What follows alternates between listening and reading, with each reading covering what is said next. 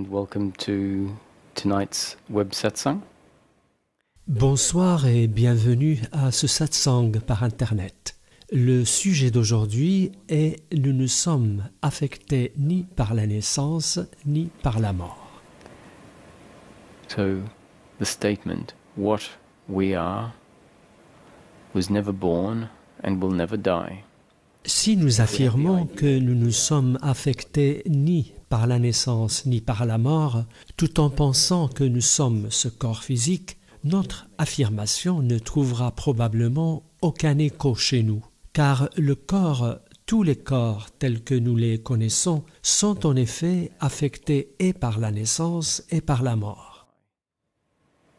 So, the question is, how do we get the statement? La question est donc, comment faire pour concilier cette affirmation avec notre propre expérience de la vie? Now, what that statement Cette affirmation suggère que ce que nous sommes vraiment n'est affecté ni par la naissance ni par la mort. So if we believe that Donc, si nous croyons que nous sommes affectés par la naissance et la mort, et si cette affirmation est exacte, si ce que nous sommes ne connaît ni naissance ni mort, il n'est pas étonnant que nous ayons une fausse idée de nous-mêmes. Et si nous avons une fausse idée de nous-mêmes, il n'est pas étonnant que nous ayons effectivement une fausse idée de ce qu'est la vie. these teachings, non-dual teachings in general, Cet enseignement et les enseignements non-duels en général n'ont qu'un seul but, celui de révéler l'essence même de ce que nous sommes, celui de nous faire remémorer un souvenir. Plus qu'un souvenir, puisque un souvenir implique un processus mental, alors que le but de cet enseignement, c'est de combler le fossé qui s'est creusé entre nous-mêmes et l'idée que nous nous faisons de nous-mêmes.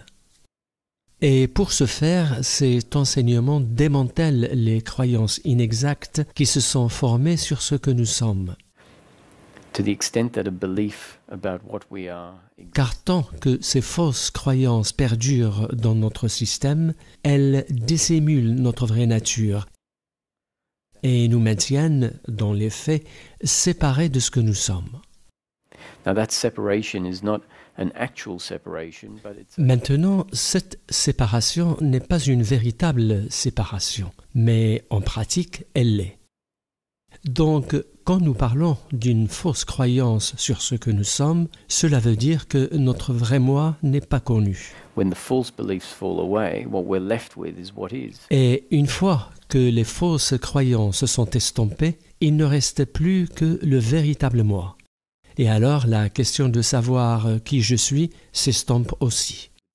Lorsque nous ne sommes pas familiers avec ce que nous sommes vraiment et que nous nous identifions à quelque chose que nous ne sommes pas, il va de soi que nous ne puissions pas nous connaître, étant donné que nous ne sommes pas cette chose.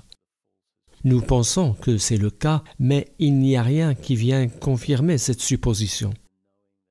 Mais lorsque l'identification avec le faux soi se dissipe, ce qui reste, c'est cette connaissance viscérale, cette connaissance intime de ce que nous sommes. Et elle est si intime parce qu'il n'y a pas de distance entre ce qui nous est devenu connu et ce que nous sommes. C'est ce qu'on appelle la réalisation de soi. C'est la conscience qui devient consciente d'elle-même pour la première fois. Et quand la conscience devient consciente d'elle-même, on se dit « Oh, c'est cela que j'ai toujours été. Il ne s'agit pas d'une chose. Ce que je suis est sans forme. Quelle plaisanterie. Je me suis toujours cru comme appartenant au monde des formes. Et pour la première fois, il y a cette connaissance viscérale que ce n'est pas ça ce que je suis. Or, cette connaissance viscérale, ce mot que je ne cesse d'utiliser, ne relève pas d'un processus intellectuel. Ce n'est pas une pensée. Elle relève du domaine de l'être. Et à partir de cet espace d'être, nous finissons par reconnaître que ce que nous avons fait jusque-là, c'est vivre la vie à travers une pensée, à travers un système de croyances. Nous finissons par reconnaître, par exemple, que croire que nous sommes ce corps est aussi ridicule que de dire « je suis cette chaise ». Ce que nous sommes vraiment, l'essence qui circule dans ce corps, le vrai sujet, est sans forme. Même notre sentiment d'être ce corps ne vient pas du fait que le corps a le sentiment d'exister, mais du sujet qui circule à travers lui.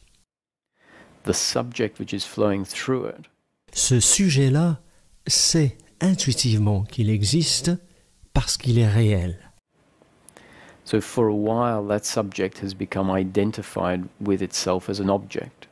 Donc, pendant un moment, le sujet s'identifie à lui-même en tant qu'objet et oublie sa véritable essence. Il a le sentiment d'être ce corps. Ce n'est plus juste une croyance, c'est une expérience vécue. Et puisque l'expérience l'incline à dire « je suis ce corps », il est tout à fait logique que la croyance selon laquelle je suis ce corps existe. And that's what's been happening in life. C'est ce qui se passe dans la vie depuis le plus jeune âge. L'expérience que nous avons de la vie nous donne le sentiment d'être ce corps et, par conséquent, la croyance comme quoi je suis ce corps se forme. Et ensuite, la vie continue à se dérouler ainsi, avec des êtres humains qui vivent plus ou moins la même expérience, qui ont plus ou moins les mêmes croyances et qui vivent leur vie sur Terre avec le sentiment d'être des entités physiques séparées les unes des autres. Et plus important encore, d'être des entités séparées de la source et déconnectées de ce qu'ils sont réellement. Et c'est cette déconnexion de ce que nous sommes réellement qui est la cause du mal-être que nous ressentons vis-à-vis de nous-mêmes. Ce mal-être est dû au fait que nous ne demeurons pas dans ce que nous sommes réellement. Et c'est inconfortable de mener une existence en pensant que nous sommes quelque chose que nous ne sommes pas. Il est logique et même très probable pour quelqu'un qui a une fausse idée sur ce qu'il est, d'avoir aussi une fausse idée sur ce qu'est la vie. Ceux qui ont entendu cet enseignement avant, et c'est le cas de nombreux auditeurs qui m'écoutent en ce moment, savent que l'un des principes fondamentaux de cet enseignement est que la vie dans sa totalité est une création selon la volonté de Dieu, que la vie dans sa totalité est prédéterminée et se déroule exactement comme il est prévu qu'elle se déroule. C'est très différent de ce que nous pensons de la vie. Généralement parlant, l'être humain passe sa vie sur Terre avec le sentiment d'être un corps, avec le sentiment d'être quelqu'un qui a le contrôle de ce qui se passe dans sa vie et il pense que les autres aussi ont le contrôle de ce qui se passe dans leur vie. La notion que la feuille tombe de l'arbre exactement au moment où elle est destinée à le faire n'est pas une idée à laquelle nous adhérons. Au contraire, nous nous accrochons plutôt à l'idée que lorsqu'une feuille tombe de l'arbre, c'est parce qu'il y a du vent et que c'est le vent qui l'a fait tomber. De même, nous vivons notre vie avec la pensée qui dit que ce qui nous arrive dans la vie devrait être différent, surtout quand ce n'est pas conforme à nos préférences. Par exemple, lorsque quelqu'un fait quelque chose qui n'est pas en phase avec ce que nous aurions aimé qu'il fasse, nous consacrons beaucoup de temps et d'efforts, mentalement parlant, à vouloir comprendre comment les choses auraient dû se passer autrement, comment la personne aurait dû agir différemment, en lui faisant des reproches essentiellement. Et cette cogitation mentale crée un sentiment de mal-être dans notre vie. En fin de compte, le mal-être que nous ressentons dans la vie vient du mal-être que nous ressentons avec nous-mêmes. Et nous ressentons ce mal-être parce que nous avons une fausse idée de ce que nous sommes. Maintenant, remédier à ça n'est pas de notre ressort, parce que nous ne sommes que des personnages dans l'histoire. Mais il se trouve que dans l'histoire, il existe quelque chose appelé la quête spirituelle. Et la quête spirituelle fait partie du scénario pour certains d'entre nous. Et lors de ce processus de quête spirituelle, il y a un démantèlement des fausses croyances et des fausses idées qui se fait. Quand et comment ces croyances sont démantelées, c'est quelque chose qui relève uniquement de la volonté de Dieu. C'est quelque chose qui fait entièrement partie de l'histoire de la vie. But nonetheless, although we're not in control and everything is according to the... Cependant, et bien que nous n'ayons le contrôle de rien et que tout se déroule conformément à l'histoire de la vie, cela ne veut pas dire que des choses n'arrivent pas. Lors de ce processus qu'est la vie, nos idées, qu'elles soient fausses ou qu'elles soient plus justes, sont soit renforcées, soit démantelées. Et lorsque les fausses idées sont démantelées, cette essence qui traverse notre corps vient alors occuper le devant de la scène et a la possibilité de se reconnaître elle-même.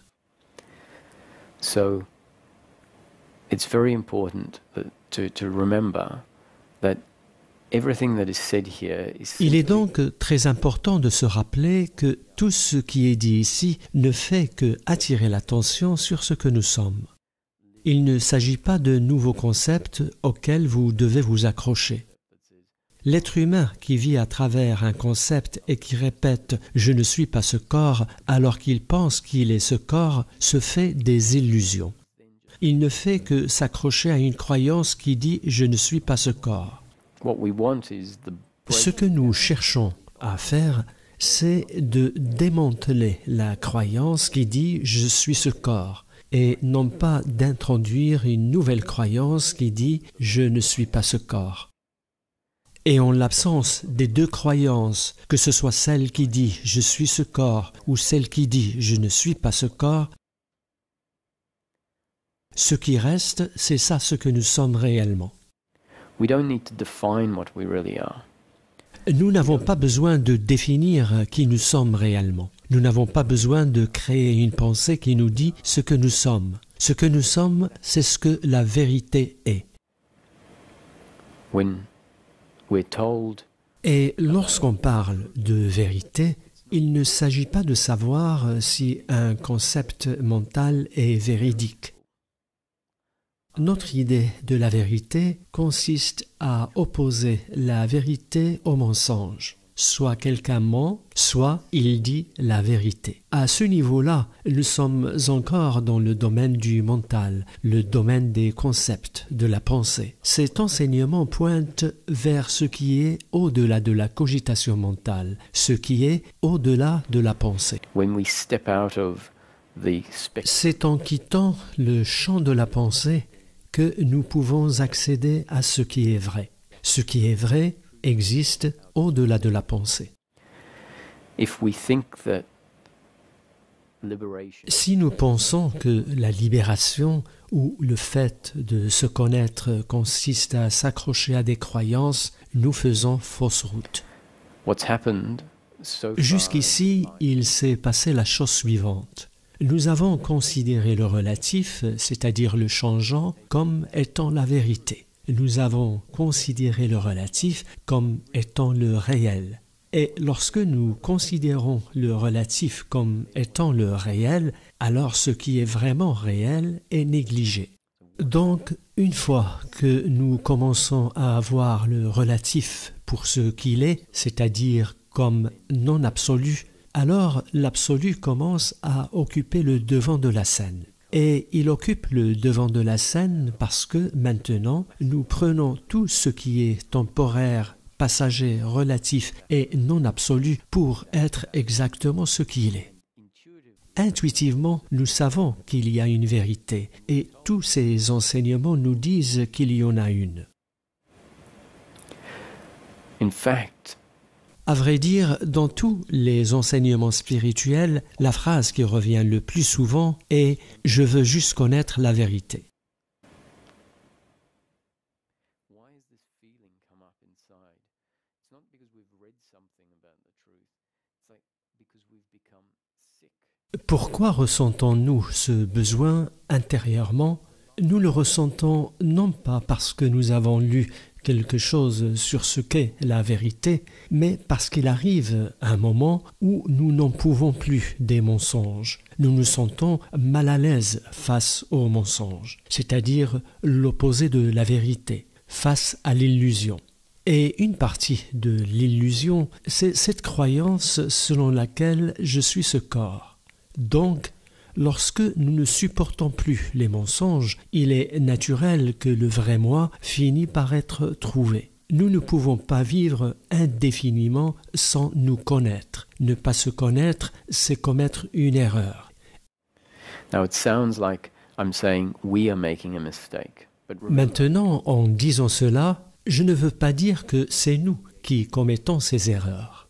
Rappelez-vous que tout ce qui arrive est une création selon la volonté de Dieu, ce qui signifie que c'est la création qui a imposé cette fausse perception. Elle ne l'a pas imposée à moi et à vous en tant qu'entités séparées. Ce qui s'est passé, c'est que la source est devenue la création. La source est devenue les arbres, les collines, la mer, les êtres humains et tout ce qui se trouve dans la manifestation. so the source has created La source a donc créé un monde virtuel et elle a imposé une fausse perception. Ce qui implique que la source a oublié ce qu'elle était. Elle s'est identifiée aux objets qu'elle a elle-même créés. Mais ces objets ne sont pas séparés d'elle. Les objets n'ont pas été créés et placés en dehors d'elle, mais plutôt la source est devenue la totalité de la manifestation, y compris tous les objets qui s'y trouvent. Les objets qui se trouvent dans la manifestation ne sont pas séparés de la manifestation, et les humains sont aussi, du moins le corps, des objets dans cette manifestation. Et pendant un temps, l'histoire créée par la source est une histoire dans laquelle la source oublie ce qu'elle est en s'identifiant aux objets. Et la source a inclus aussi dans l'histoire les fausses croyances qui sont profondément ancrées dans le système et qui représentent le mécanisme par lequel l'oubli se produit. so in the story Donc, dans l'histoire, il y a cet ardent désir qui surgit et qui veut connaître la vérité. and if we've taken the relative Et si nous considérons le relatif comme étant la vérité, puisque nous n'avons pas de raison de considérer ce qui semble être réel autour de nous comme étant irréel, then we're not alors nous ne serons pas capables de chercher en dehors des sentiers battus. Et là où nous nous trouvons vraiment, l'essence de ce que nous sommes vraiment se trouve en dehors des sentiers battus.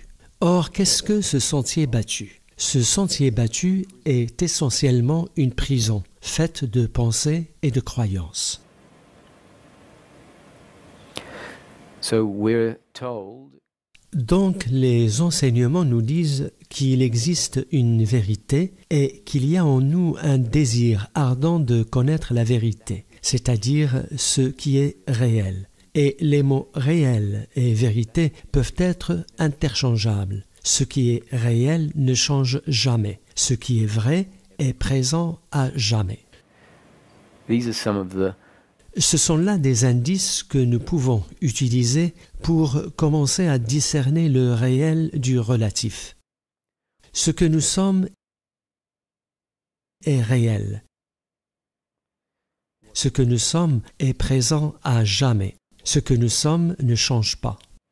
so once again Donc, encore une fois, cela veut dire que nous ne pouvons pas être le corps. Le corps change continuellement. Le corps n'est pas présent à jamais sans changement.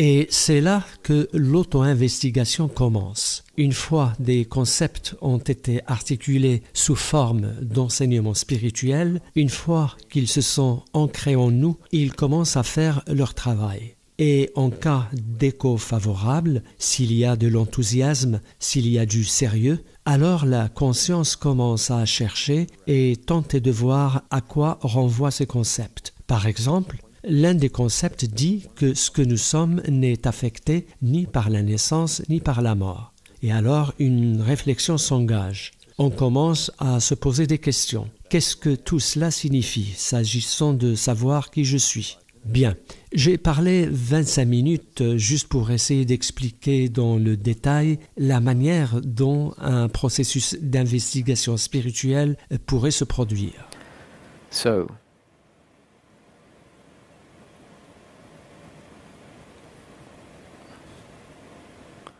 Donc, ce que nous sommes dans notre essence, c'est ça la vérité. Elle demeure inchangée.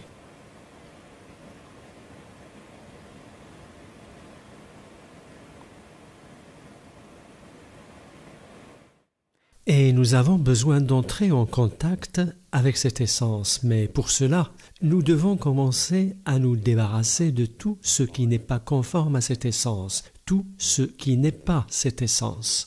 On nous dit donc que nous ne sommes pas nos pensées, que nous ne sommes pas nos émotions, que nous ne sommes pas notre corps, que nous ne sommes pas ce pot de fleurs, que nous ne sommes pas cette plante. C'est ce qu'on appelle la pratique de neti-neti, ni ceci ni cela. C'est une pratique qui désigne essentiellement ce que nous ne sommes pas. Nous ne sommes pas le relatif, nous ne sommes pas ce qui change, nous ne sommes pas ce qui est passager. Ce que nous sommes dans notre essence ne change pas. Notre véritable nature est invulnérable. If we take ourselves to be something that is vulnerable, si nous nous prenons pour quelque chose de vulnérable, affecté par la naissance et la mort, la vie devient une menace continuelle pour nous, avec la peur comme fondement de notre vie. Nous souffrons en continu lorsque nous avons le sentiment d'être attaqués par la vie. Et la vie nous attaque chaque fois que les choses ne se déroulent pas conformément à nos préférences. Et lorsque nous nous percevons comme étant notre corps, la mort est alors l'attaque ultime. Mais nous est-il possible de voir qu'en changeant radicalement notre façon de nous percevoir, non pas juste intellectuellement, mais au niveau de l'être, cet être connecté, cet être invulnérable qui ne change pas, alors tout ce qui précédemment créait de la souffrance, tout ce qui précédemment était pris comme une attaque sur qui je suis, n'est plus perçu de la même manière, parce que ce que je suis est quelque chose de très différent. Ce que je suis n'est plus vu comme quelque chose susceptible d'être attaqué par la vie. Parce que ce que je suis, c'est cette conscience sans forme qui reconnaît tout à chaque moment de la vie.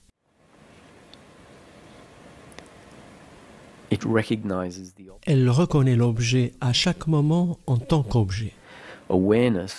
La conscience, lorsqu'elle s'éveille à elle-même, reconnaît sa nature sans forme et reconnaît le corps en tant qu'objet. Pendant un temps, lorsque l'oubli était toujours de mise,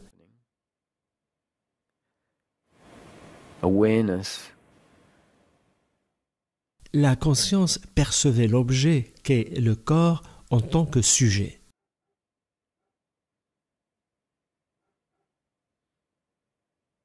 Donc, qu'est-ce que le vrai sujet dans la vie ? Le vrai sujet dans la vie est même la seule vérité dans la manifestation, c'est le sentiment impersonnel de « je suis ».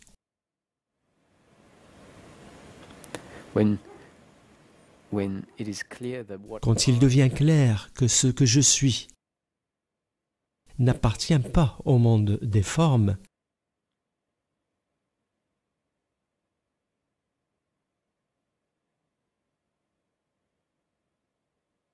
que ce que je suis n'est pas un objet dans le flux de la vie,